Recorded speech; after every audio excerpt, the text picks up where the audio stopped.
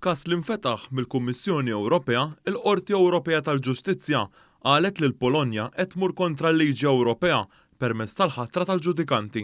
Dan qalu l-Avukat Ġenerali tal-Qorti Ewropea. Fl-2019, il-Kummissjoni Ewropea ħadet passi kontra l-Polonja hekk kif ir-riformi l-ġodda li saru fil-ġudikatura ma kinux qed jipproteġu l-ġudikanti mill-proċess politiku. Fil-fatt l-Unjoni Ewropea qalet li l-Polonja m'għandix saltna ta' dritt taħdem kif xieraq. F'April li għadda l-istess qorti sabet li l-Gvern Malti ma kienx qed jikser il-liġi Ewropea bl-għażla tal-ġudikanti u nnutat li Malta qatt ma ħadmet kontra s-saltna dritt u l-liġi Ewropea. Bid-differenza għal każ tal-Polonja, il-każ dwar Malta infetaħ mill-Aqda Repubblika u mhux mill-istituzzjonijiet Ewropej permezz tal-avukati tagħha Simon Busuttil, Jason Azzoppardi u Therese Komodini Kakija.